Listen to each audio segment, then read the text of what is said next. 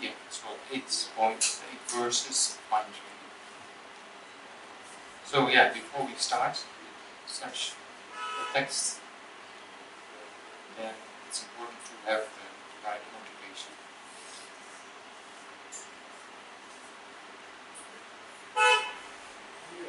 To walk.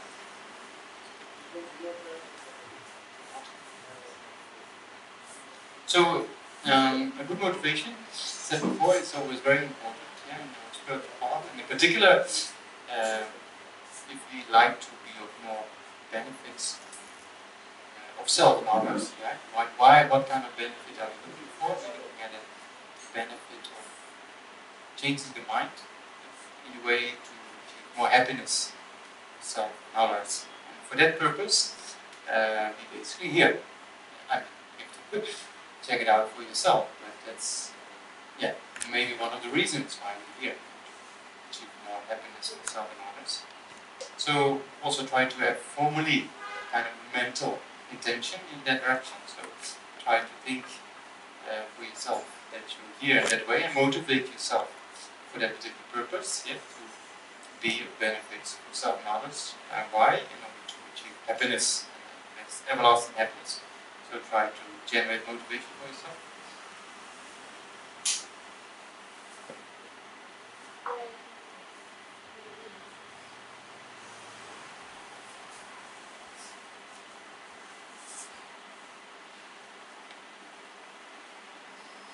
Then maybe what we do a few prayers together. You open your book on page number 73.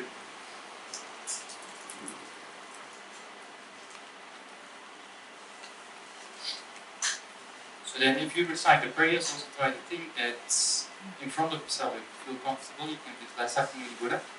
And surrounding yourself, you can imagine they're all sentient beings with 6 realms, a human aspect, and they are experiencing suffering, and for that purpose you're here to liberate them from the suffering.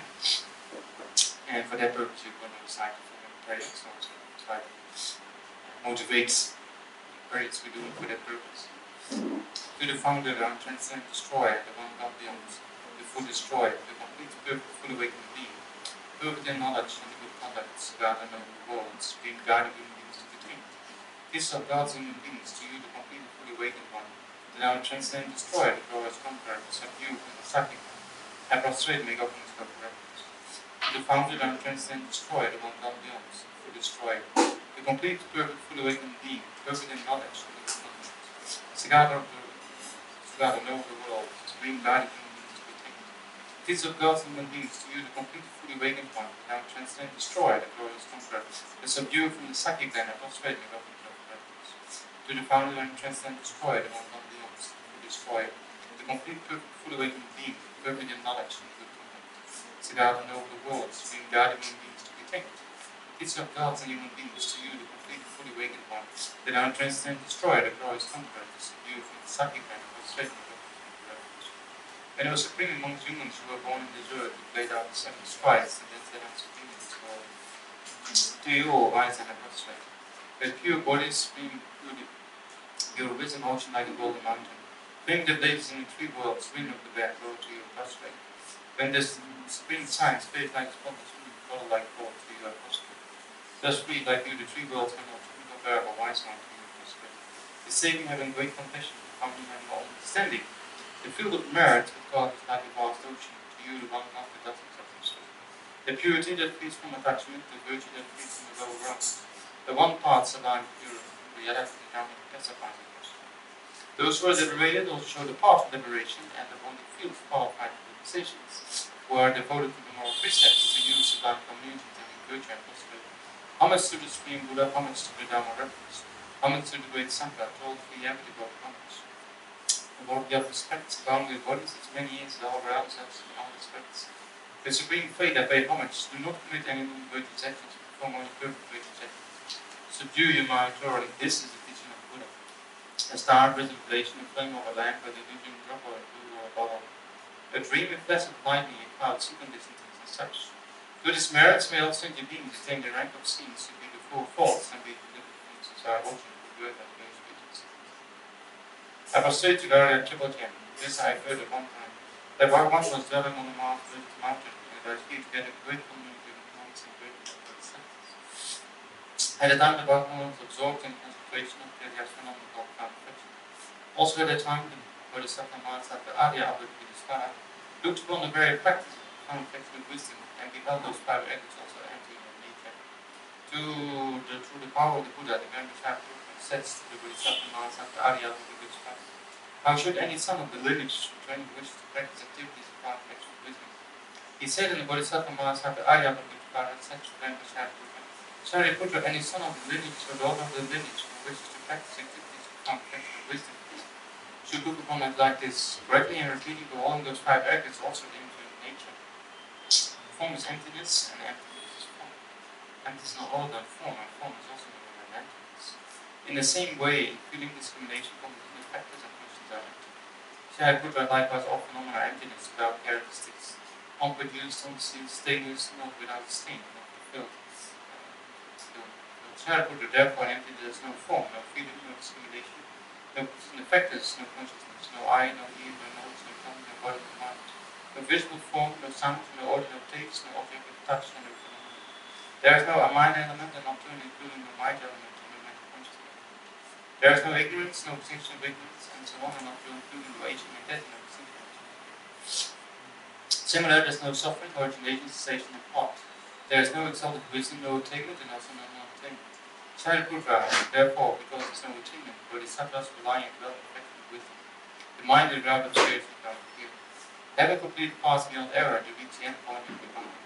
All the Buddhas who dwell in the three times also manifest complete awakening and survive perfect complete enlightenment in reliance on the perfection of wisdom. Therefore, the mantra perfection of wisdom, the mantra of great knowledge, the inspired mantra, the mantra equal, the non-equal, the mantra that really pacifies all suffering should be known as the truth, since it's not false. The mantra of perfection is declared, Tayata, Gata Gata, Para Gata, Gata, Sangata, Gata. Shariputra, Bodhisattva Mahasabha, should train the profound perfection of wisdom like that. Then the Bhagavan arose from the concentration and commended the Bodhisattva Mahasabha Arya of the Buddha, saying, well said, son of the lineage, it is like that, it is like that. You should practice the profound perfection of wisdom. Just as you indicated, even to the guidance of the universe. The Bhagavan having thus spoken to Gandhi Shariputra, the Bodhisattva Mahasabha Arya of the Buddha, and surrounding their entire with the worlds and sutras, and just of the earth and the place. I prostrate to the gathering of the beings and the three chakras who abide in the universe of space, that their power will be born to make one Akasana.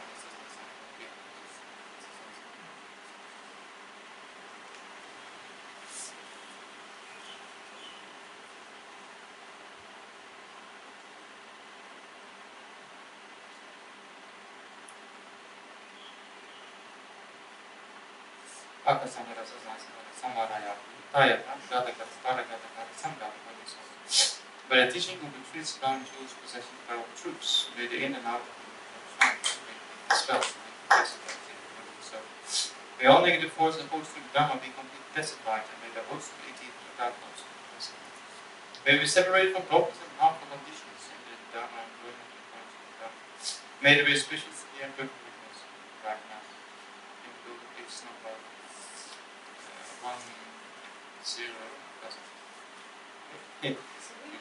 93.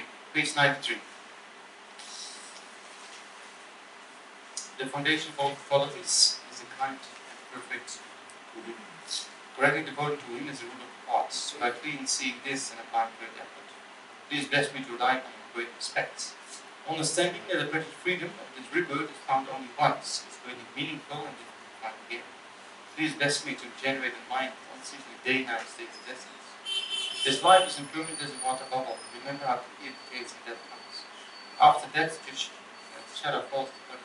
The reason of black and white come up. Finding firm and definite conviction in this, please bless me always to be careful, to abandon even the slightest negativities and accomplish all virtuous deeds. Seeing samsara pleasures is those who are suffering, they are uncertain, can be relied upon. Recognize these shortcomings, please bless me to generate a strong wish for this liberation. Thereby the spirit taught, mindfulness, alertness, and great caution in Christ. The root of the teaching is keeping the person which I vows. Please bless me to accomplish this practice. Just as I fall into the sea of samsara, so for all modern migratory beings, Please bless me to see this and train supreme bodhicitta and great responsibility of being my great beings.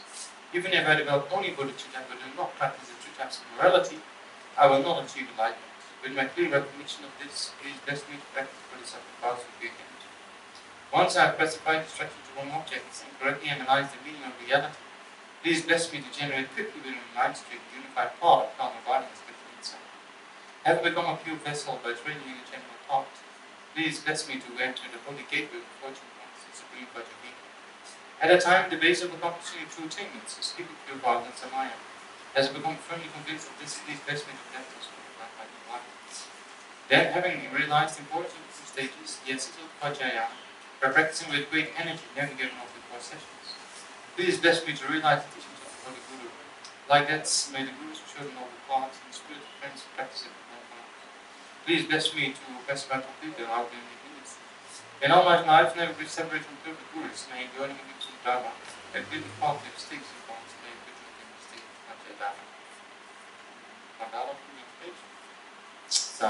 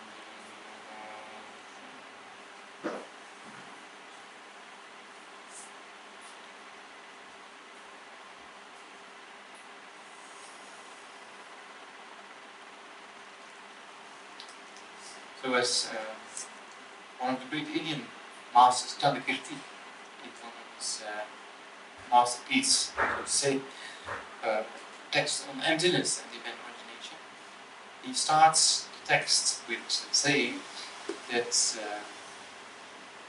basically going towards a top part, that's different aspects of the teachings, what has to be praised and what is important in the beginning and middle and the end is actually kind of compassion. And then also he says that the Buddhas, they arose from the Bodhisattvas, and the Bodhisattvas arose from Bodhicitta, and Bodhicitta arose from great compassion.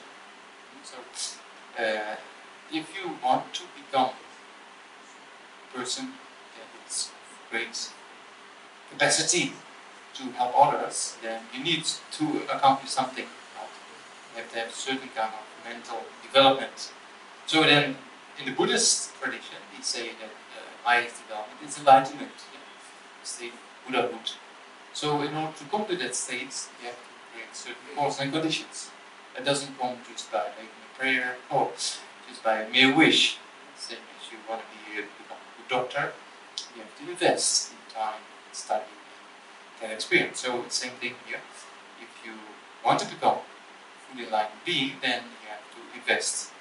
And well, you have to first progress on the path we just talked about, Jaya, Gata, Gata, Gata, Parasamgata, Bodhisattva. And the last one, Bodhisattva, is enlightenment. And so in order to achieve enlightenment, you first have to have qualities of mind and eliminate all thoughts. And so in Tibetan we say Sangye, it's like Buddhahood. So So there's two syllables, Sankhya. So it means actually to eliminate all faults and to accomplish our qualities. So from day-to-day life, same thing. The more qualities of mind we have, the better. So the more we eliminate our faults, the better, isn't it? So like we all make mistakes in daily life, so those mistakes can be acknowledged and we can change.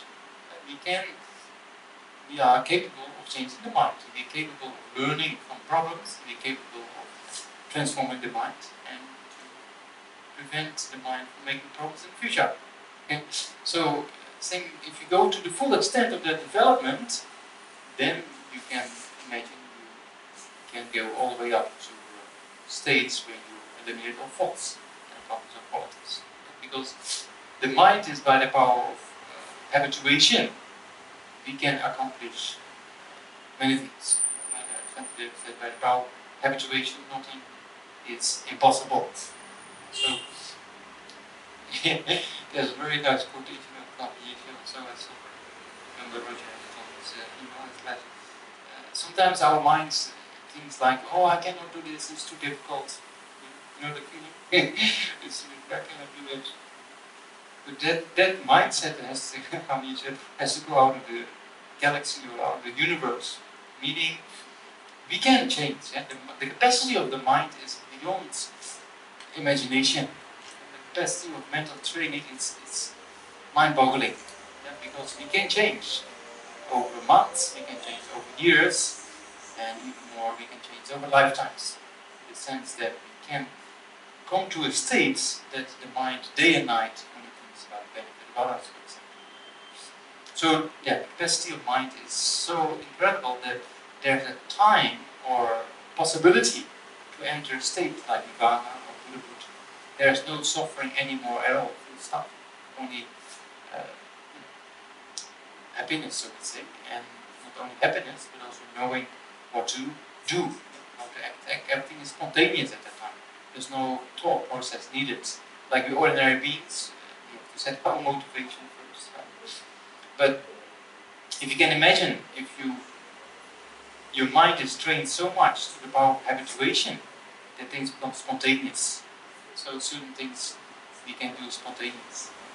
If you habituate yourself to some people using the WhatsApp or sending a message, the first time you use the little screen and you type the letters, it's very complex if you use to a laptop, for example. I find it very difficult. But some people, they just, without looking, they're able to type. It's very small, small phone, and the letters are like this size. Yeah. So that's by the power of habituation.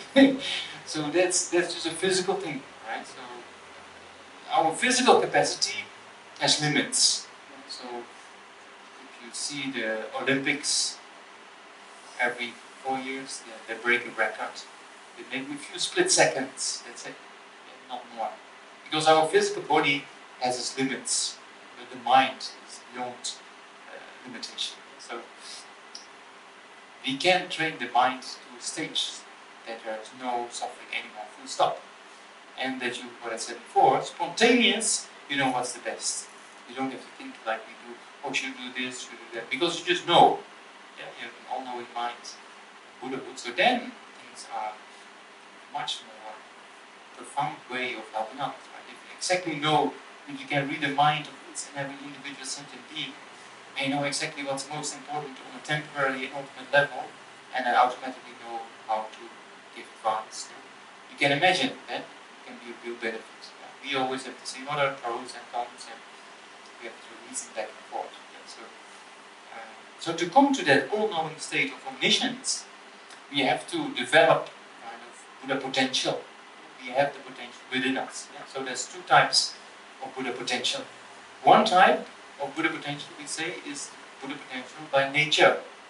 Yeah? So all sentient beings, including the mosquito who wants to bite us in the evening, or during the day, also that mosquito has Buddha potential. Yeah? So why is that? Because it also has consciousness. Because it wants happiness, just like suffering. So every single sentient being, so we say sentient being, meaning every being that has consciousness has a wish to have happiness and to eliminate suffering. And so if you have a mosquito sitting there, and you like this, the mosquito knows there's danger and it flies away. Right? So that's a sign of trying to escape suffering. So that's self-conscious. So why does this mosquito also has Buddha potential, like we have ourselves? Because it has consciousness. And the ultimate nature of consciousness is empty of inherent existence. Consciousness by itself doesn't exist or without dependence. Our body, our mind, only exists in depending upon each other, body and mind, or depending on what we hear, what we see, what we eat for the body. You know, it's a very complex kind of law of causality, constantly going. There's nothing that exists on its own side. Yeah, so that's true for our mind. So to recognize that empty of inherent existence, yeah, that's not an easy task, but possible.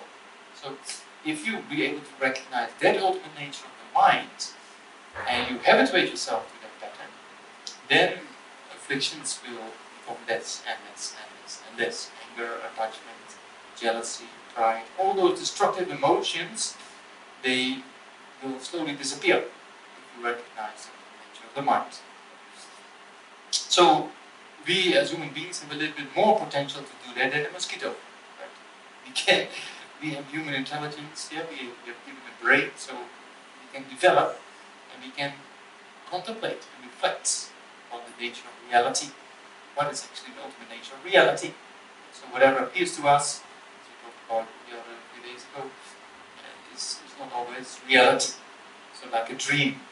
So if you dream something, it's like at that moment you're dreaming, if you don't know the dream is a dream, then you 100% believe it's reality. But it's not. Even when you wake up, it's still sometimes when the dream is a little bit disturbing, then your mind is still occupied by the feeling you believe in something that actually doesn't exist. So that happens to us quite a bit.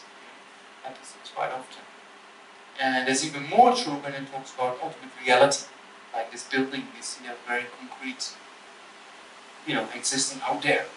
Yeah, it's all came together on many causes and conditions. And even now, within the table, within the floor, the ceiling, the walls, there's a momentary disintegration happening. The paint starts to faint, and as soon as you pull it out, things start to disintegrate. So that's also true for our body. Yeah? So we can see, if you look at a photo when you're 16, and you look in the mirror, you can see there's a change. So that change didn't happen overnight. So that is a sign that also our body is integrated, disintegrated, moment by moment, second by second, split second by split second. And that's also true for our mind. Yes. So that's a great moment. So to recognize that aspect of subtle impermanence. So there's two types of impermanence. The coarse one, so if I drop this piece of glass on the street, it will break. That's easy to realize. But also the glass, it looks like out there, like permanence existing from its own side. But actually, it's momentary changing.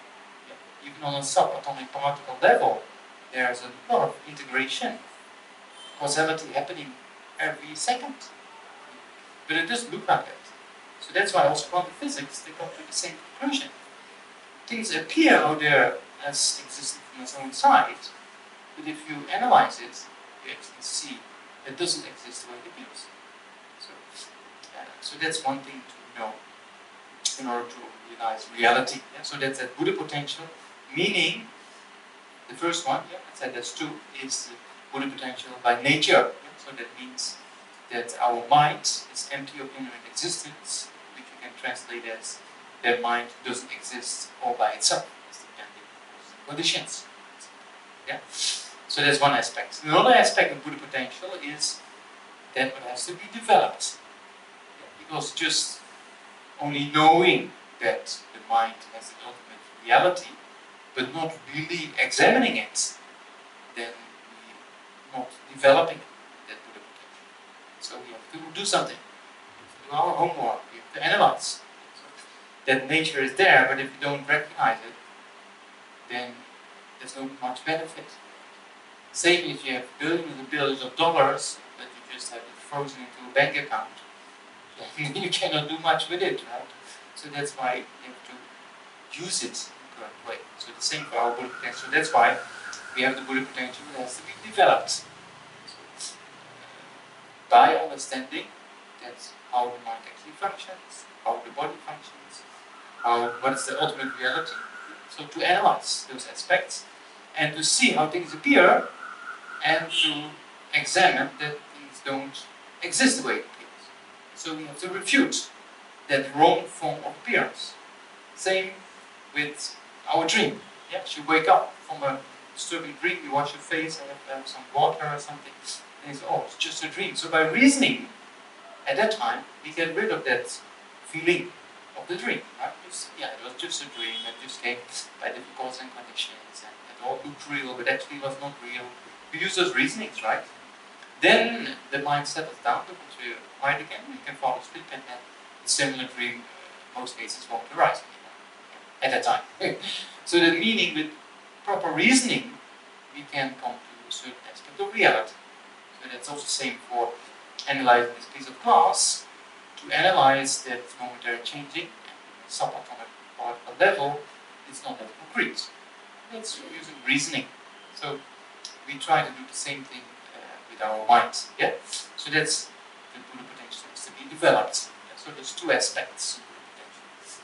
Then in order to be able to realize emptiness, to see directly the reality, that's not easy.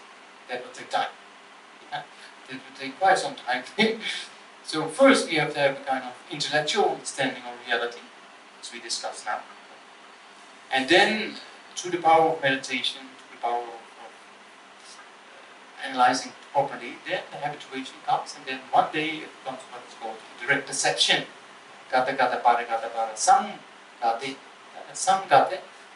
Before bodhisattva, sam gate is the direct perception. So before that, we have to have a kind of conceptual understanding. Yeah? So in order to support this understanding of emptiness, we also need the kind of what is called merit, or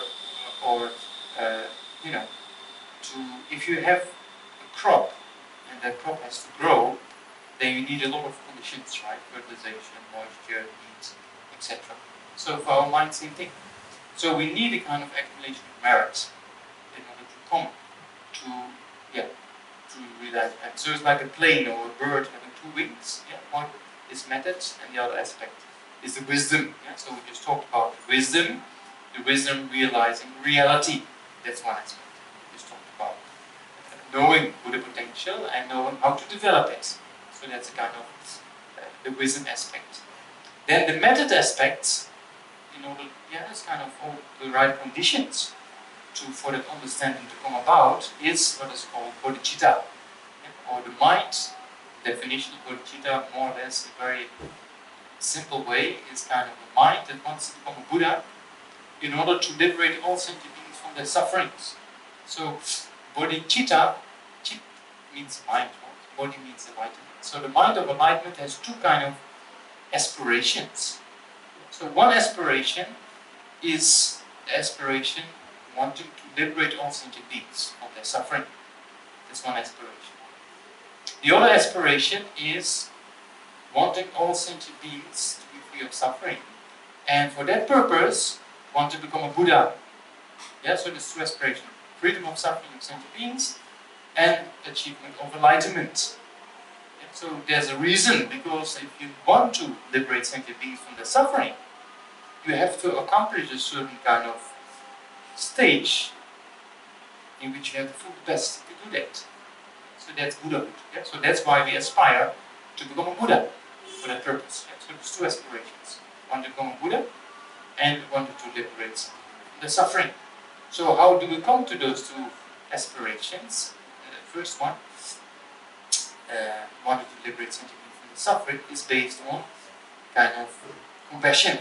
Yeah. So we need to generate a wish. What is compassion? Compassion means a wish for sentient beings to be free of suffering, right? That's compassion in general. So sometimes we can say compassion. There are different divisions of compassion. So in general, we can say the wish for sentient beings to be free of suffering is the definition of compassion. Yeah, so then you can make a distinction between compassion and great compassion. Yeah, so great compassion means a wish for all sentient beings without exception to be free of suffering. Yeah? Even the persons who are annoying you, or even the person who is scolding you or criticizing you. So wanting to liberate all sentient beings from their suffering without exception, that's called great compassion. So that's not that easy to be generated, but possible. Yeah? And there's reason for it to generate it. Why? Because even sentient beings who are criticizing you, or sentient beings who are saying something nasty to you, they do that out of afflictions. Yeah? Out of destructive emotions. They're not in control at that time. Like a person who is drunk, or a person who has a problem in the brain. Could be also people who have who are mentally challenged, so to say. So when a person who's mentally challenged says something improper to you, you say straight away, yeah, this person is mentally challenged. Doesn't matter. Right? But when a person who is out of anger says something to you, same thing. The person is mentally challenged because the person has this kind of emotional hijack at that time. And this person is being overpowered by an affliction, destructive emotion. So he's not in control. And so that's very, very similar. Yeah, so to that. And so that's why we say great compassion, meaning want to liberate all sentient beings from the suffering without exception. Yeah, so there's a distinction between compassion and great compassion. So in order to come to that great compassion, we have to get a very close feeling towards all sentient beings. Otherwise, it's very difficult to generate it. So for that purpose, we always think about, for example, the stages. Most people you've heard about already before is remembering the kindness of sentient beings, and then try to repay their kindness, and then generating love and kindness. May they always abide in happiness. Based on those stages of remembering their kindness, repaying their kindness, love and kindness, then a very close feeling arises. So if that close feeling arises to all sentient beings, which is all based on equanimity, the first step. First you have to equalize all sentient beings. Then we remember the kindness. Then we try to wish to repay the kindness, and then love and kindness of wanting them to always abide in happiness. So that's why we have to get close to sentient beings in order to wish them to be free of suffering. Right? Yeah, so that's these techniques you can find back in the 7 cause and effect mind training, for example. So those things, like it talks about based of equanimity, seeing all sentient beings as equal, because they all want happiness, don't want suffering. And the friend and the enemy and the stranger, the person in your daily life you don't like, or person you like, and the person you have an indifferent feeling towards too. Yeah, you saw on the street. Those 3 people in your daily life you try to equalize, because from the point of view of time, they change. Yeah. People you dislike can become the best friend, and the other way around. The person on the street you don't really have a feeling with, maybe you meet and talk with this person on the street, or in the restaurant, or in the chai, and then it becomes a friend, right? Or an enemy. So during time it changes. Yeah, and then also from the point of view of the person you dislike, somebody else likes that person. But the person is the same. You only see more, or you focus more on the faults of that person. Somebody else looked at that person and focus maybe more on the qualities, and then the distinction is being made, friend or enemy. So that seeing a person in that light mainly depends upon how we, which aspect of the person we focus upon. If we only see the faults in the person, we dislike the person.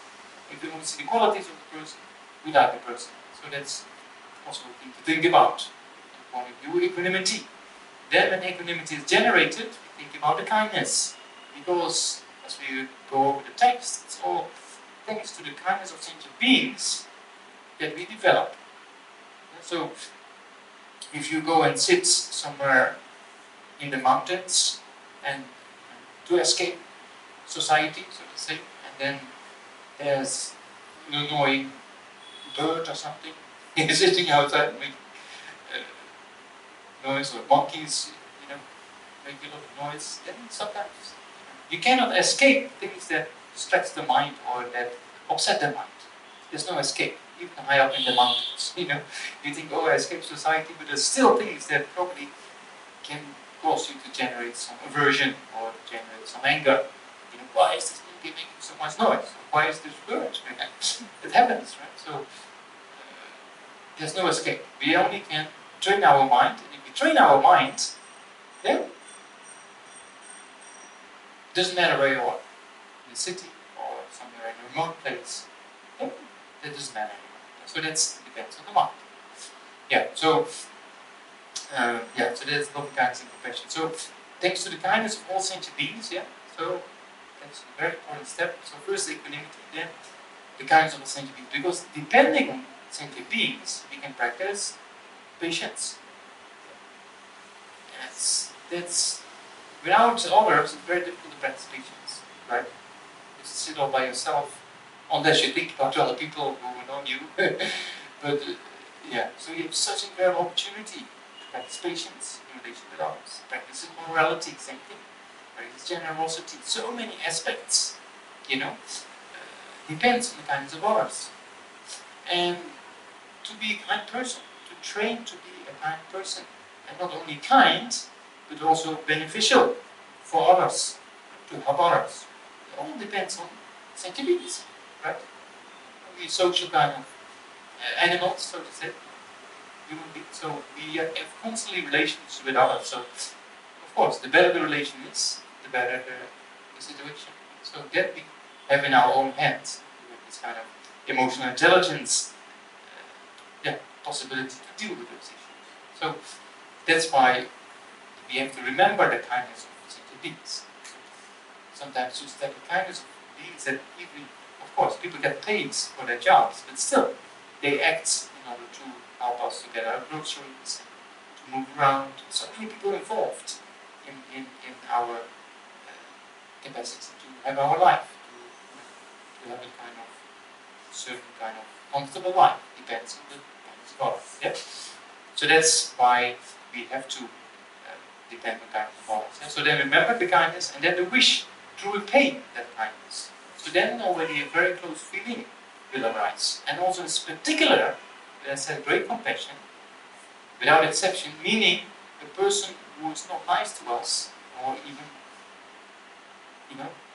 criticize us, or pointing out our mistakes. Maybe we have those mistakes or not, that's not the question. But here, there's two very important things. The person who criticizes us is so kind, in one way, that that person helps us to purify negative karma, one aspect. Because we experience some suffering. Then we can practice patience with the person. Another thing. Then we can also practice compassion. Because that person who's criticizing you, and sometimes a little bit kind of irritated maybe, that person is suffering. Because that person is overpowered by this affliction. So that's also, we can generate a kind of compassion, a wish for that person to be free of suffering. So there's many very important aspects to a person who criticizes you. From the point of view of the method aspect. From the point of view of the wisdom aspect also. Because if the person criticizes you, you recognize the I. It's very kind. Because if you want to realize emptiness, you have to recognize how does the I appear.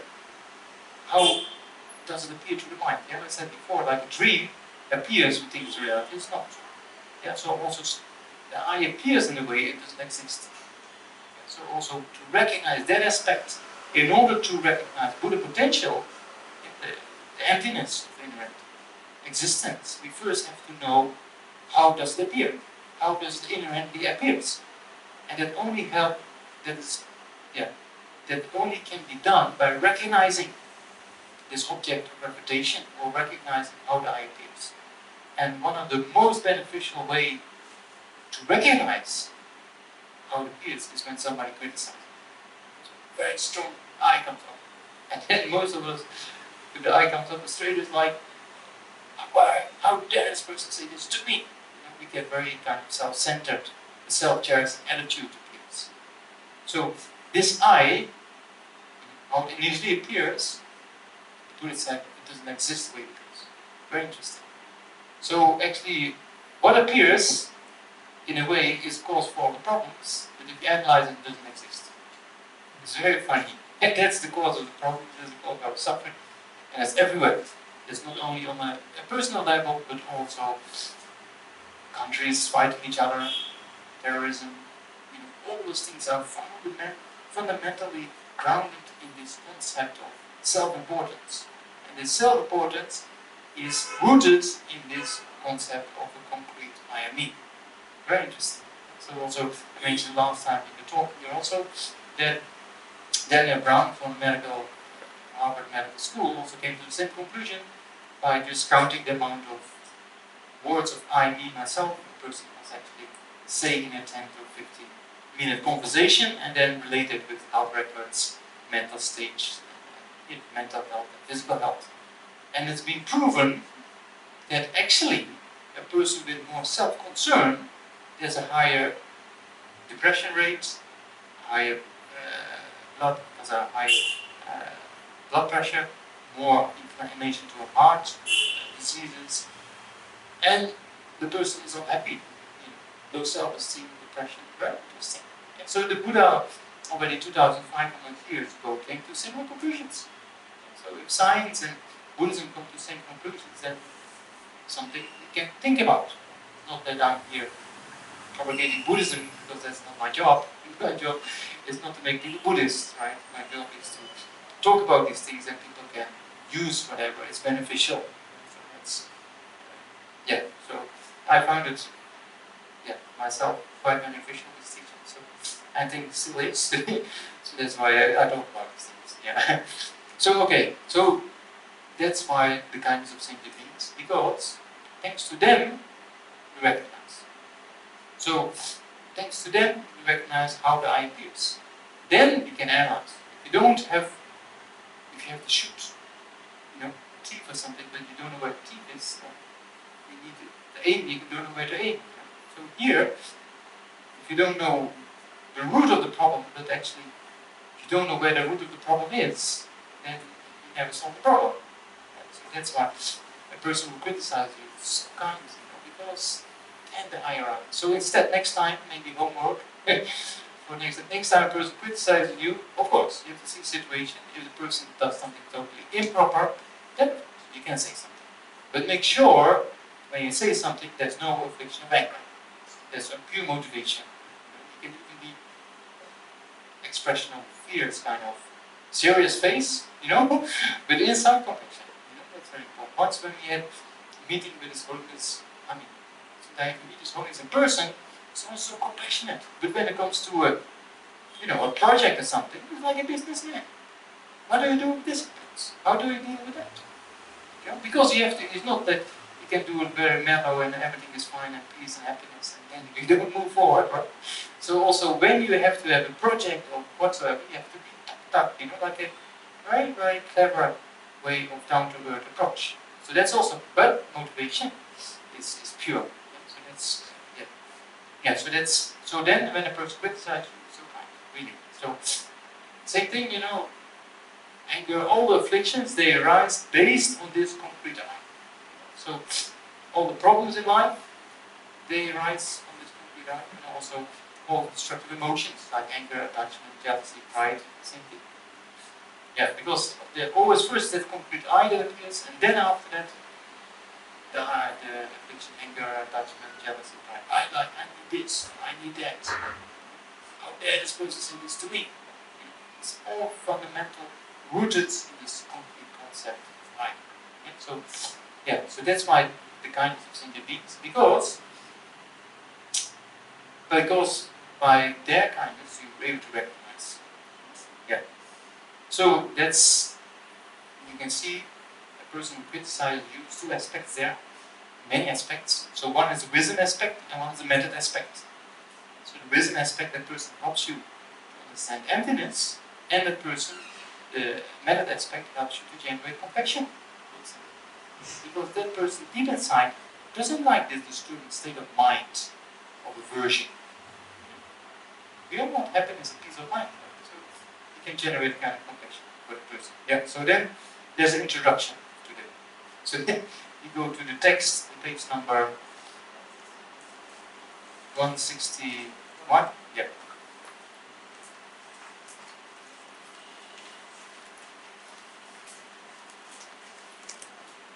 So that's an 8 verses of mind training. Yeah, that's one of the Kadampa meditations from Tibet. So, yeah, it's a very profound text. Not easy to put into practice. You know? Not very profound. If you can put it into practice. Yeah, so that's why it's a very famous text, so that's why we do that today. So, as an introduction, as I said before, first we have to understand the needs for sentient beings to be free of suffering, right? And for that purpose, we have to go to the stages of equanimity. Yeah. After equanimity, as I said before, yeah, remembering the kindness, then repaying the kindness, and after repaying the kindness, loving kindness, and then compassion. And after compassion, special insights. Yeah, so there's a kind of sequence. As I said before, there's 2 aspirations to bodhicitta, right? 2 aspirations. One was sentient beings to be free of suffering, and the other one was enlightenment. So, to also be free of suffering, we talked about it a little bit. Then the other aspect, to become a Buddha for that purpose. Yeah? So, if you go to those stages of equanimity, remembering the kindness, so from a Buddhist perspective, from the point of view of past and future lifetimes, we also think about sentient beings to be your mother. So, because since beginner's lifetime, yeah, if you take the reason into account that consciousness can only be produced by consciousness itself, and consciousness has no beginning. That's like there's no end to the universe. Yeah? Consciousness also, we cannot pinpoint down, oh, here my stream of consciousness started. Because before that also there was a cause that created that consciousness.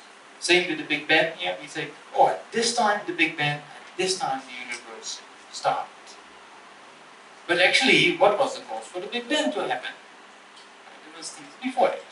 So also, from the point of view of matter, you go down to the elements, also to a certain extent the quantum particles, yeah, there is a continuation of matter as well. Otherwise, matter has to produce other types of matter. And so then also it's very difficult to find a beginning when matter actually came into being.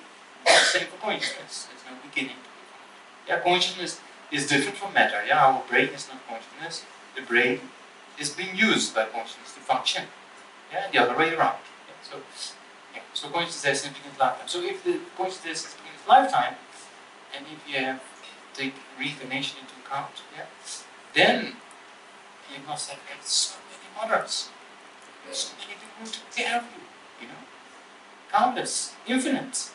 There's no end to the amount of beings who have been your mother. So that's why we say, seeing all sentient beings as your mother. Meaning that there's no reason why not. Each and every individual of us, each and every individual on the streets, each and every individual on this planet, yeah, is at least once being your mother. There's no exception, yeah, because infinite time, so infinite mothers, so that means there's no reason why not. Every sentient being has been at least once your mother, or a person who took care of you, or a father, or another person who took care of you when you were young. Yeah? Because without people taking care of you, you cannot function, right? You die. A newborn baby without being taken care of dies. So there's the kindness of others as well. So that's why, from Buddhist perspective, we say first equanimity, then seeing all sentient beings as your mother, then remember the kindness, then repay the kindness, then generating love and kindness, then generating compassion, right? We just discussed a little bit briefly. So then, if you generate compassion, and the compassion is so strong, great compassion, that you cannot feel comfortable anymore in the sense of seeing sentient beings suffering, and you have to do something. You cannot bear the suffering of others. So then, that mind of compassion becomes very strong, and then it's like, I have to do something. What do I have to do? It comes around. And then, what's called a kind of special intention arises. I have to do something. So for that purpose, I have to develop myself. In which direction? In direction of Buddhahood. You know? So then, this aspiration of Buddhahood, yeah, the two aspirations, the aspiration of sentient beings free of suffering is one, and aspiration of Buddhahood is two. That comes because seeing the qualities of a fully enlightened being and be capable of really helping sentient beings, like sees Holiness Lama, for example. Yes, for us Buddhists, is a very inspiring personality, yeah, to see what this Holiness Lama can do for harmony amongst religions, world peace, or when it talks about examining reality or leading individuals to higher levels of development, yeah, is a bit more, much more than we can do. Right? So that means His Holiness Lama has developed his mind much better. Yeah? If you have an enlightened being like that, then you can really be of benefit. And if you can imagine if you be a Buddha, you cannot have 1, 2, 3, but countless of those emanations in different universes to help sentient beings. Can you imagine you put one like His Holiness Lama on these planets, and you put one somewhere else? Because there's also planets with life, right? There's no reason that Earth is the only planet with life. Yeah, if you look to all the stars, there's so many planets, and there must be at least quite a few, if not infinite. I mean, it should be infinite, right? Because there's no end to the universe. Infinite all life forms. All sentient beings, wanting happiness, not wanting suffering. Same mind. Same mind. The other day I talked about the dogs, 3 dogs. If you analyze them, you see how the mind functions. Very, very similar. You know, of course, the capacity of analyzing things like we have different. But how afflictions, anger, attachment, jealousy, pride, I mean, attachment, anger really leads to happiness. Yeah. So all the planets, all beings, same thing. Spirits, different entities, same kind of problems facing, yeah, with mind. So, yeah, so then for that purpose we have to become a Buddha. So if we can have different emanations in different places, it can be a real benefit. So that's aspiration of Buddhahood. Yeah. So then in order to come to these 2 aspects of method and wisdom, we talked about, right? Method is bodhicitta, based on loving kindness and compassion. Wisdom is recognition of Buddha potential and developing that Buddha potential in the context of understanding reality, right? Analyzing reality. So that's method and wisdom. Yeah. So this text also has both aspects, though only it focuses on methods. So this text is a very profound text and very advanced text. So that's why I thought I'd give you 1 hour introduction before we actually start with the text. Yeah. So there's 8 verses. Maybe you can see how far we get. So determined to obtain the greatest possible benefits from sentient beings who are more precious than a wish-fulfilling jewel, I shall hold them most dear at all times. So wish-fulfilling jewel meaning, yeah, at the time of Buddha and the historical kind of stories, there are these jewels you can make a wish and you accomplish all kind of things, which worldly things, yeah, like money or whatsoever. So if you have billions of dollars, we all know it's not going to make you happy. Just merely having billions of dollars is not going to make you happy, right? So here, more precious than a wish-fulfilling jewel, because thanks to the kindness of sentient beings, we can achieve happiness. Thanks to the kindness of sentient beings, we can practice morality. As we just talked. First of all, we can practice generosity, morality, patience, loving kindness, compassion. In order to become a Buddha, that's also back to the quote from Chandrakirti, you know, it's basically based on the kindness of sentient beings, you'll be able to become a Buddha. Based on the kindness of sentient beings, you're able to achieve enlightenment. Why? Because based on the kindness of sentient beings, we generate compassion. So in that way, positive qualities of the mind we develop also depends on the kind of sentient beings. So that's even more precious than billions of dollars. A person who criticizes you is more precious than having millions of dollars, because you're able to practice, and by practice that you get peace of mind. You get more happiness. You know, with billions of dollars, people have billions of dollars. So what do? They buy yachts. They buy a few yachts. Hires. Funny story. One of my friends lost a lot of money. You know, because partners sometimes in business we trust, but then money gets involved and people mind changes. You know, even family members in these terms.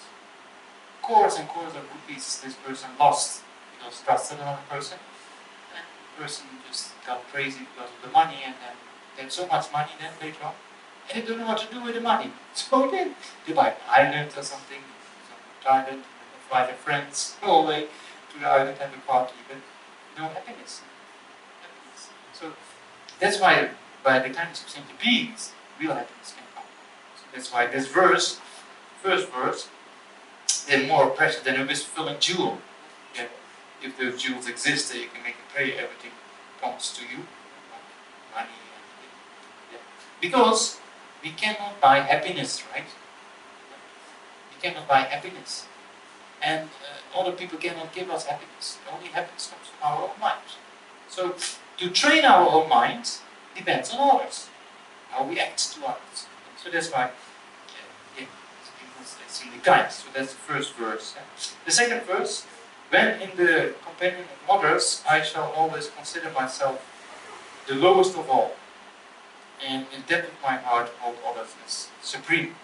Meaning, prevent yourself from cracking down jealousy and pride. Also, those two afflictions basically cause suffering. So always praise the qualities of others and point out your own faults and your own mistakes. Then you move very quick. If you see all those qualities and you feel happy about that, then automatically you want to accomplish those qualities yourself, right? And if you acknowledge your own mistakes, then you also change. So if you don't acknowledge your mistakes, because most of it's really simple. Most of us think, oh, all those have mistakes, I don't have mistakes. You know, you think, oh, I only have qualities and they all have mistakes. But actually, then you don't progress. So if you recognize your own mistakes and see the qualities of others and feel happy about that, rejoicing in others' good deeds is antidote to jealousy. Jealousy is a very sneaky affliction, but it only harms yourself. It doesn't harm the other person. Why this person did this, that. Only you think about yourself in that way, you only harm yourself. It's very funny. It's so funny in the sense that sometimes, because sometimes our mind is overpowered by these afflictions, and then it's not funny, you know. But then later on, when you realize that, when you look back and you see, oh, what did I do there, you know, then you actually see how stupid you were, and then sometimes you just laugh about it, you know. That's one of my personal experience. I don't have any spiritual experience at all, but sometimes I talk to myself. You know? Talk to myself in the sense of helps me to keep my mind at peace. Some problems are there, and it's true. If you have a problem in life and you cannot do anything about it, you can do something about it. You do something, right? But sometimes you cannot do anything and you have this problem. Better to laugh about it than to worry about it, right? So that's, when we were debating in the monastery, then our teacher always says, make sure you crack jokes in debate. You laugh, have fun. Because if you laugh and have fun, at that time afflictions don't arise, right? So that's with these things, same thing. If you have problems in life and you can't really do about it, and then you look from another perspective at a problem, it's not bad. So then just talk to yourself, okay, it's not that what to do. And, yeah. Because what to do, exactly what to do. Because if you can do something, then you do something, right? Some people, they can do something, but they don't do anything, and then they just worry about it. If you cannot do anything about it, sometimes certain condition is not in our capacity, so then we cannot solve the problem. But then, why worry about it again and again and again if we cannot solve it? We tried our best with the correct intention and motivation. Yeah, that's it. Yeah. So that's verse number 2. Yeah, so. Yeah, so just lower of all, meaning in this context, one of the commentaries, it says to see your own faults and to see qualities of others. Then you improve. So, yeah. So if you see Holiness Dalai Lama, same thing. Holiness Dalai Lama often says, if I think I'm the Dalai Lama, then I feel very lonely. Because there's only one. But if the Dalai Lama then says, I'm just one of the 7 billion people on this planet, then I feel very happy to be around it. It's true. It's true. People, I often use the example of this Bollywood star, I don't know her name, but they're very famous, and they saw a very, maybe know the photographs, so they look very happy. And then his home is in the same, not the same plane, but the same airport.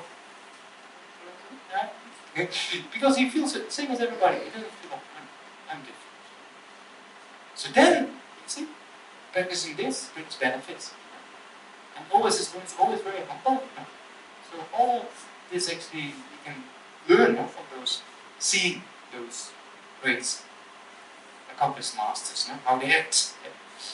Yeah. Yeah, so that's verse number 2. Then, verse number 3. Willigin, the moment the illusion appears in my mind, endangering myself and others, because all the problems, they come from afflictions, they come from destructive emotions. I always use my friend in prison who's for murder, very nice person, but he's in prison because he committed violent murder, and he told me once he made a mistake. For 10, 15 minutes he was not in control, anger took over.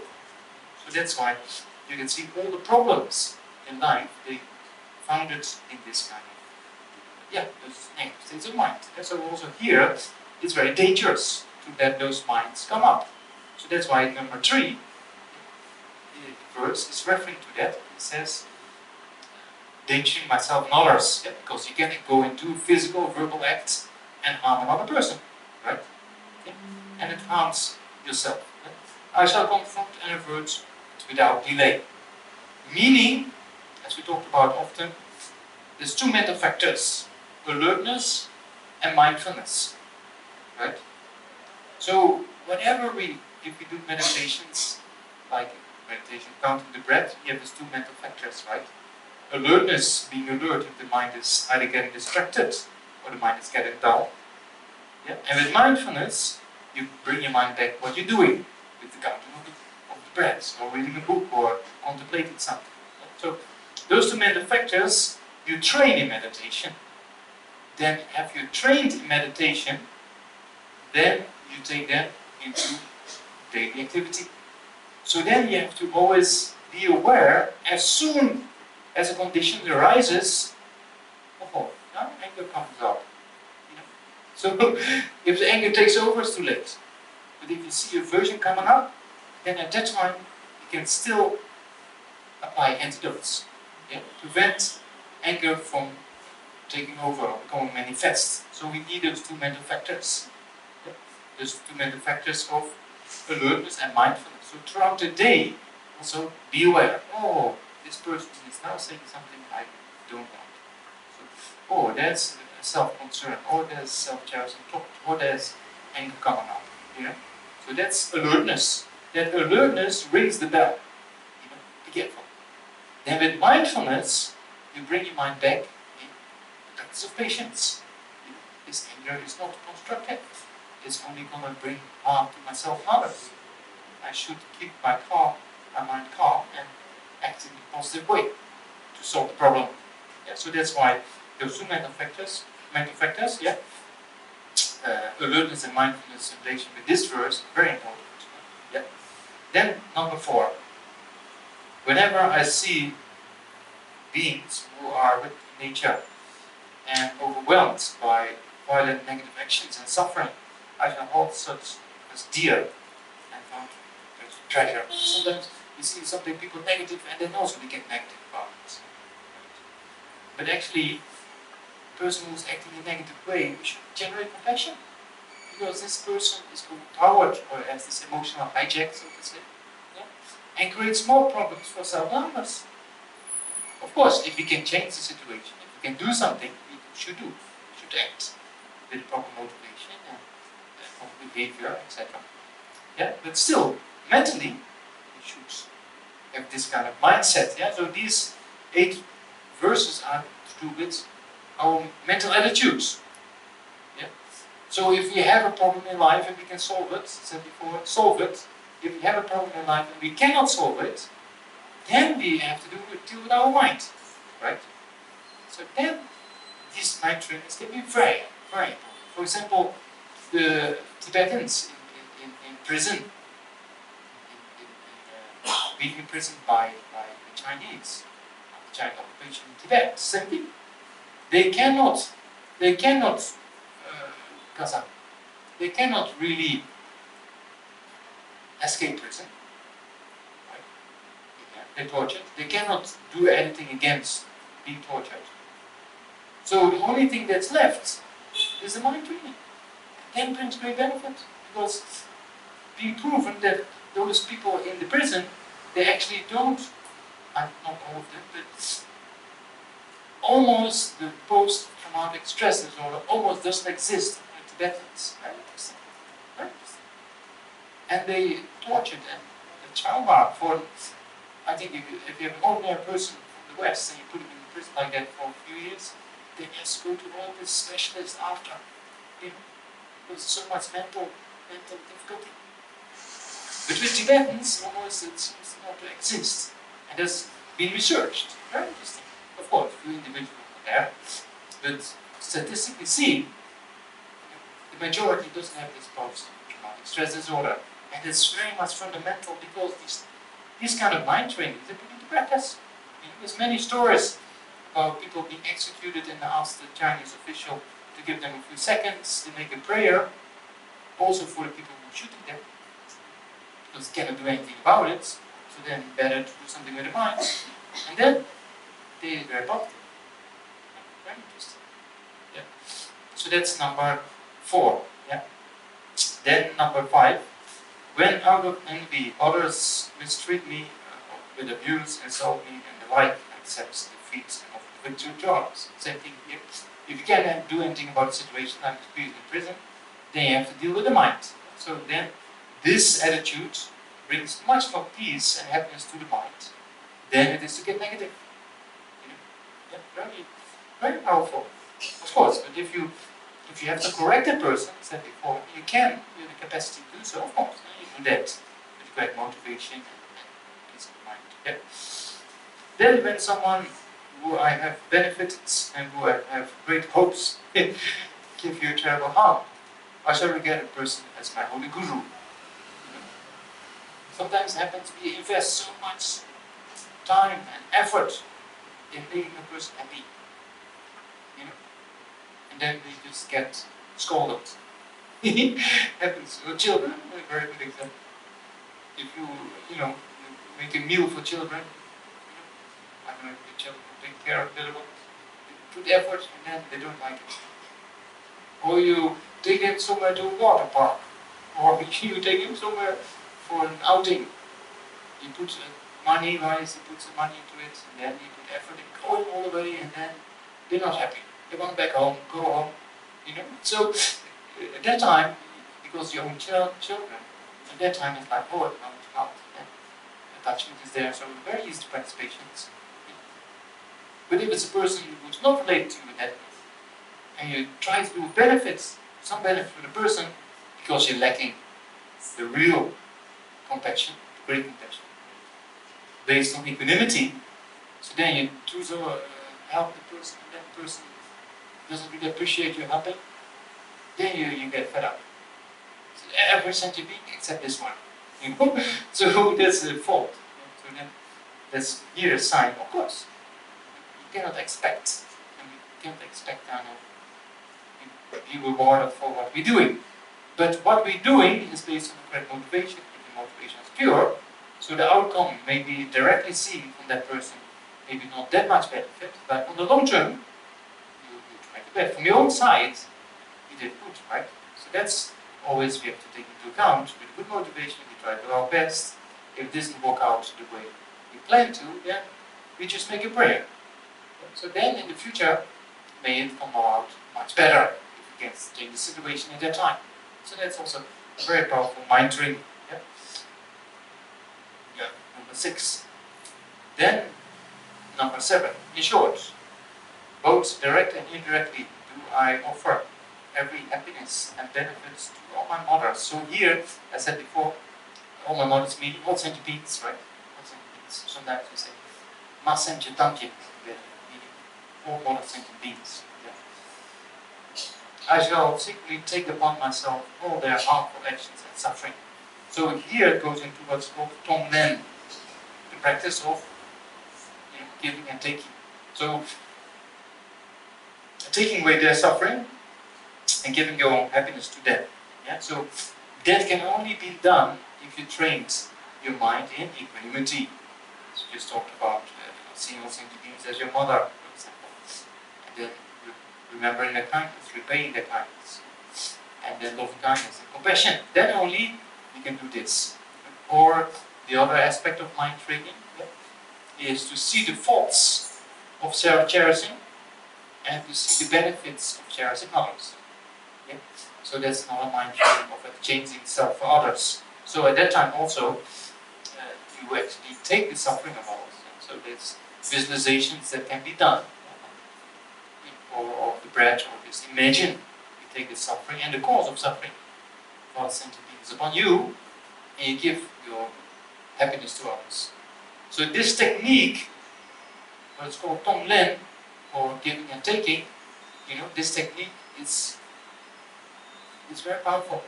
Not only for a happy mind or generating more compassion, but there's so many benefits. Even people curing from mental and physical problems. Very interesting. Why? Because all our physical and mental problems, how do they come about? Why are they there? Why are our mental and physical problems there? Because of having created the cause of that in the past. Right? So we have the cause of karma. So karma is something mystical law somewhere all by itself. It's not like it.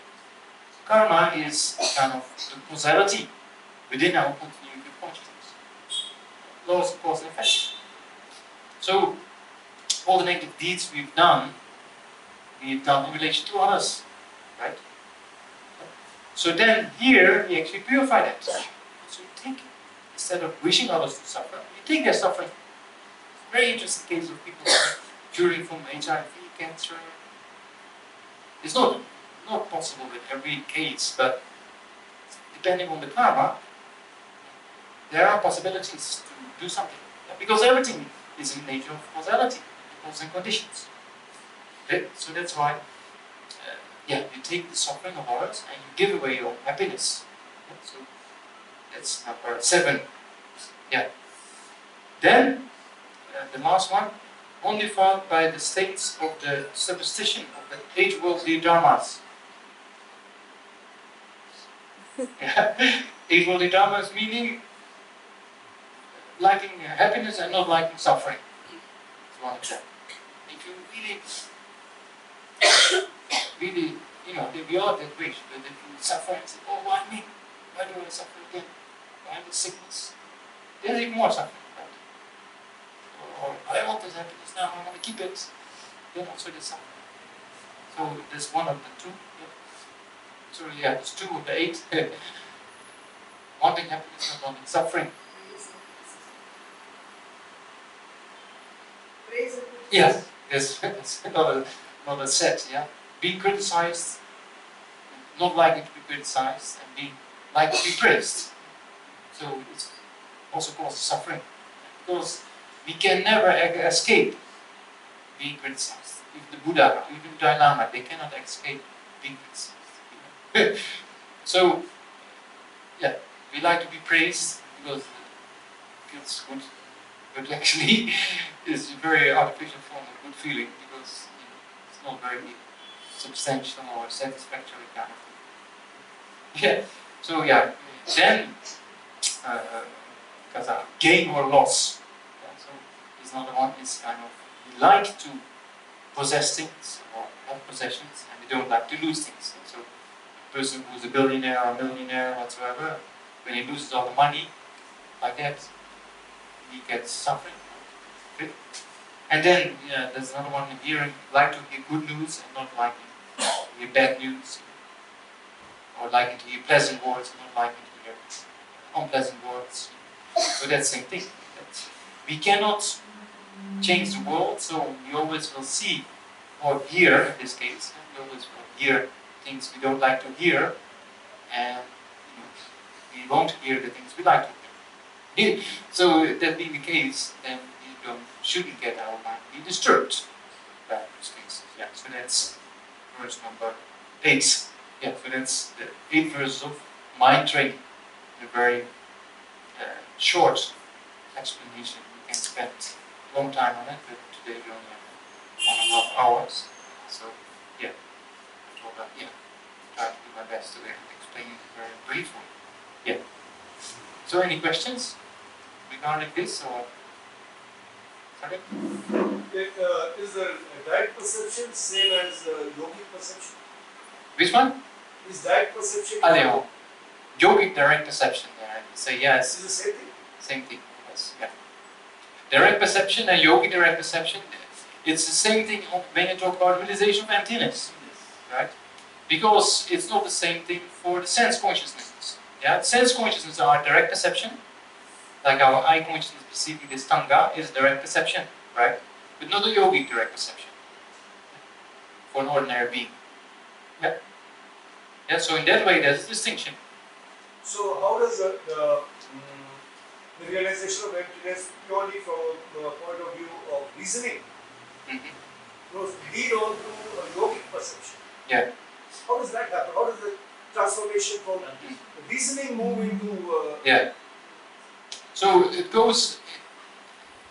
Yeah, I have to make it clear. It's like conceptual consciousness is mistaken. It's a bit... terminology is a bit maybe difficult for some people to answer the question properly. So every conceptual consciousness is mistaken with regards to the being objects that are appears. Yeah? Because if we look at this altar with our eye consciousness, yeah, it appears directly, without a mental image or meaning generality. If we close our eyes and we think about the altar or we think about our home, it appears to our conceptual consciousness, mental image. And that mental image appears to be the actual altar, but it's not, right? So every conceptual consciousness in that regard is mistaken. Why? Because what appears, when you close your eyes and think about the altar, think, oh, that's the altar. It's not the altar. It's a mental image. So that mental image doesn't change. It's kind of a permanent phenomenon. Yeah? Well, the actual altar changes moment by moment. So in that regard, the conceptual consciousness is mistaken with regard to the being object. Yeah? That's one thing. So there's this duality between mind and object, right? A dualistic kind of, the object appears. Yeah? So for ordinary perception, it's also there with our eye consciousness. But then with the yogi direct perception, this duality disappears between object emptiness and the mind perceiving emptiness. So in that way, from the experiential point of view, there's a big difference between conceptual realization and direct perception. But in order to come to that direct perception on the part of preparation, so to say, there's 4 stages, yeah, 4 levels. So then this duality, appearance of duality, slowly starts to fade away. And how does it fade away? By the habituation of that reasoning, of realizing emptiness. Yeah. By reasoning, emptiness appears to the mind. Right? So the more you reason and emptiness appears to the mind, the more it appears to the mind, the clearer the picture becomes. Like if you do visualization of the Buddha, in the beginning you have to look, visualize now first the crown, then the hair, then the face, then the eyes. It takes time, right? But one day the image becomes very clear. No? So in a similar way, this perception of emptiness, initially it's kind of conceptual. So it's not clear, because if we see the Tanga and we think about the Tanga, it's two different things, right? The clarity, if you think about it, is not as clear as we see with our eye consciousness.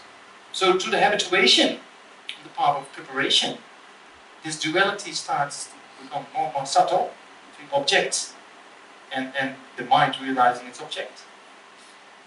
Becomes more and more, because of the habituation being stronger and stronger and stronger, then at one time, the habituation being built up so strong that you don't need to depend upon reasoning anymore. Straight away your mind can dive into this direct perception of emptiness, so to say. So at that time, you go from inference, first inference, then you go to conceptual, subsequent cognition, as we technically say.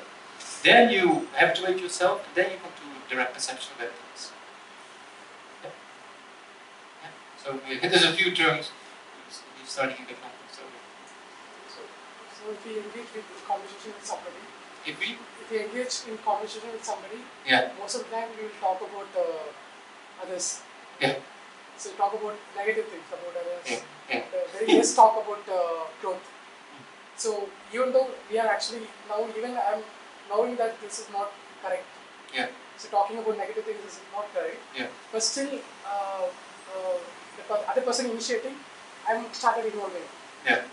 So this has become habituated. Yeah. So what is the practice we need to do in order to how to cut this conversation? Basically, if we dislike a person, it's easy to talk about their faults. We like to do that. Right? So that creates a very negative thing for self and the person you talk to. Because the person you talk about also has qualities, right? Because you don't like the person, you don't like the qualities. Yeah, so that's kind of the nature of one of the functions of aversion or anger is like, doesn't like to see the qualities. So then it's good to generate kind of understanding of the real reality that this person also has qualities. Yeah? And then see your own faults of not wanting to see those qualities, which is a fault. And talking about their faults is also not correct. So then you have to do some self-research. Why? Check your motivation. Why are you talking about this person in a particular way? So if you praise a person about the good things he or she did or is doing, then it gives a very pleasant atmosphere. Of course, we all make mistakes, and people have to be corrected, but in general context, people also do things properly. So that's we try to emphasize. So then it counteracts kind of jealousy and pride. Yeah, it's just a matter of mind training and understanding. All people have qualities as well. Of course, some have more or less than others, but still, there are qualities. Because every single sentient being has Buddha potential, right? And every single sentient being wants happiness. But most beings, they don't know how to accomplish happiness. So that's something to think about. Also, most sentient beings in this world, they don't have a clue what's going on. They don't even know if they're happy or suffering. Most people, their mind is just occupied by one distraction after the other. There's no. So you people here are quite lucky, to be able to think about these things. Most people in the world, they don't have the capacity to reason what is happiness, what is suffering, what are the causes for happiness, what are the causes for suffering. They don't think about that. Yeah, so that's why I also try to generate compassion for people who act in a particular way, but they just overpower, they're not in control. Yeah? Any other question? Oh, question? Yeah. The fourth one. Whatever. Yeah. Yeah. And over violence.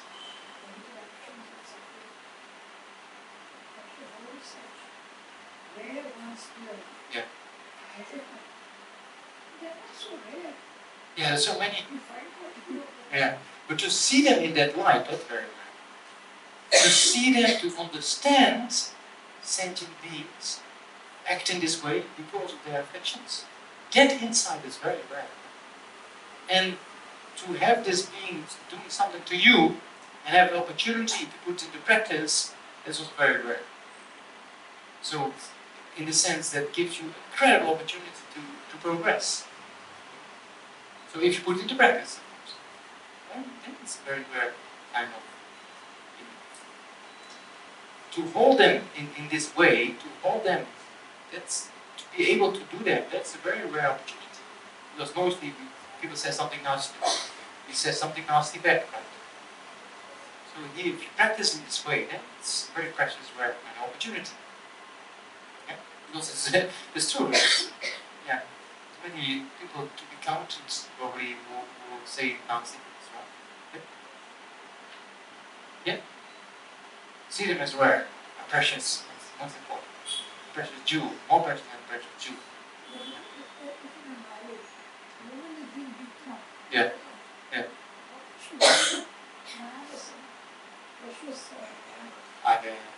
Yeah, of course, but I said before, if you get beaten up by your partner, then, you try to do something about it, right? It's not that, yeah, please beat me now, it's okay, no problem. It's not like that. For the person who beat you and for you, both parts, it's not good, right? But if you can do something at the situation, you do that. But mentally, you don't lose your cool of mind. You don't get angry, because if you get angry, it only gets worse. So these things this doesn't mean, oh, you just sit there and say everything, please do whatever you like with me, it's not that kind of stage, right? We act, but mentally we know how to motivate ourselves. So we can also feel very compassionate for a person who scolds us or beats us or whatsoever, but still we can quite, we don't have to push back, but we can quite be fierce with a person. But an interesting story of Lama, one of the great meditators, like similar to Milarepa in Tibet. And in Tibet you have these dogs, I never saw that, but they say they are very big. And when they bite you, they take a piece of flesh out of your body or something like that. So it's very dangerous. So then when he was going for alms one day, and then one of those dogs came after him, he said, if I just let the dog do whatever he likes, then I got bitten and I may die in the process, and I lose expression rebirth, and then I cannot progress. So he took a stone and just threw it towards, not on the dog, but towards the dog, to chase the dog away. So that's acting. But inside, motivation was correct. So that's how we have to deal with this situation. Yeah. If you can act with a peace of mind and with a correct motivation, act. Yeah? C'est ça?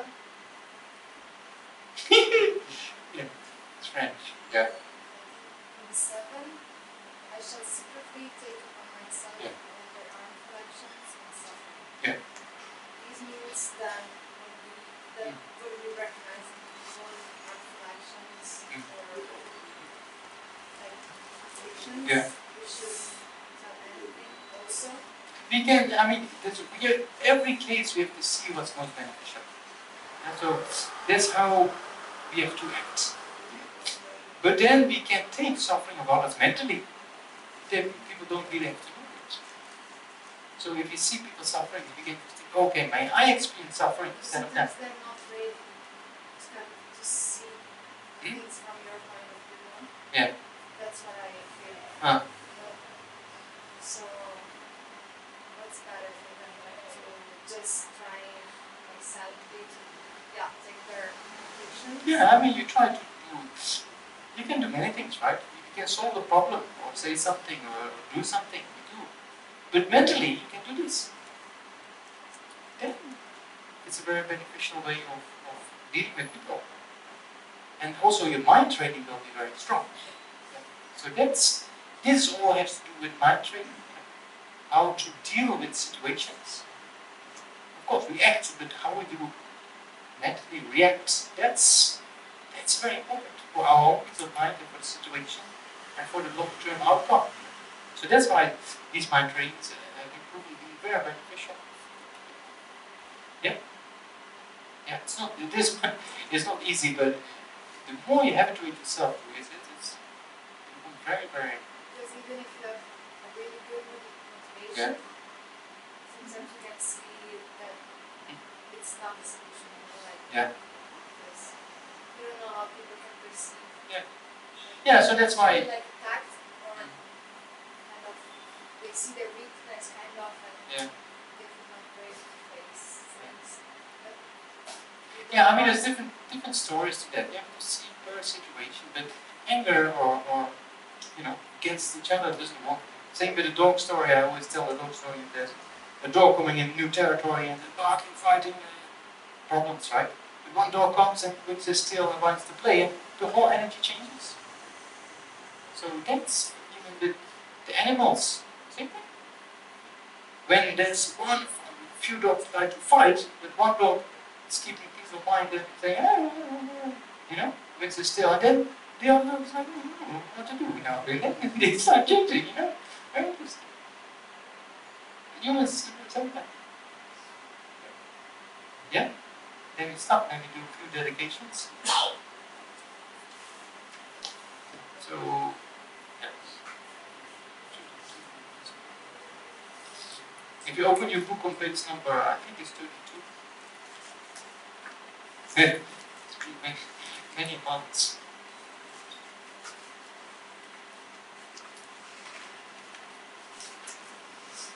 Yes. 32. Yeah, so try to do first mentally. Main thing is dedication or prayer or whatever. It's mental, right? Reasoning. So not only reading the words, but thinking about it. Also that's why we do prayers. No? It's not just merely reciting the words, but it has an impact on the mind. That's why we do prayers. So then try to think in benefits, sentient beings, and think that what we did here now, by having created the causes to generate bodhicitta and then the view of emptiness, understanding emptiness, realization. We talked about this, May I and all sentient beings never departed from these teachings of bodhicitta and emptiness, and could progress on those paths of realizations, conceptual realization of emptiness and direct realization of emptiness, and the uncontrived form of bodhicitta, so spontaneous, always present. So try to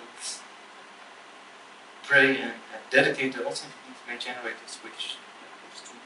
These two realizations of the path, so to speak.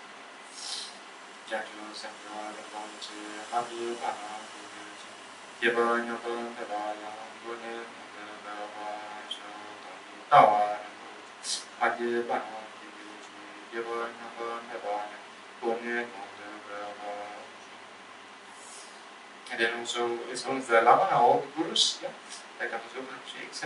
May this future lifetimes always lead us to on the stage of path to enlightenment. May they have a long and healthy life, although the wish is not taken fulfilled.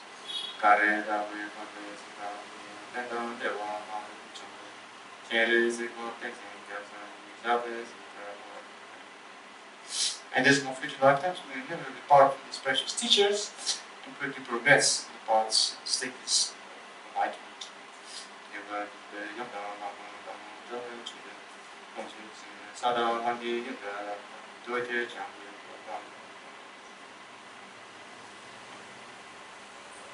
And also the teachings may be spread in all directions, and these kind of teachings may also get benefit from it and could progress on the paths to liberation and enlightenment.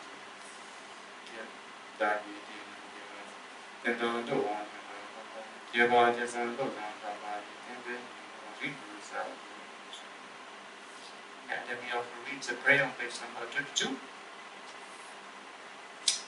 May all sentient beings everywhere plagued by suffering of body and mind, obtaining an ocean of happiness and joy by virtue of my merits. May no living creature suffer, commit evil, or even fall ill. May no one be afraid of religions with the mind weighed down by depression. May the blithesome forms and deadliest sounds, and may those whose bodies roll in toil find response. May the naked find clothing, may the hungry find food, and may the thirsty find water and religious strength. May the poor find wealth, and those who find sorrow find joy. May the poor find hope, and those happiness and prosperity. May there be timeless rains and boundless harvests. May the medicines be effective, and we will celebrate. May all who are sick and ill quickly be freed from their ailments, and whatever disease there are in the world, may they never cure again. May the frightened cease to be afraid, and may the bound be freed, and may powers find power, and may people think of benefiting each other. For as long as space remains, and as long as sentience remain, until then may it too remain to dispel the misery of the world.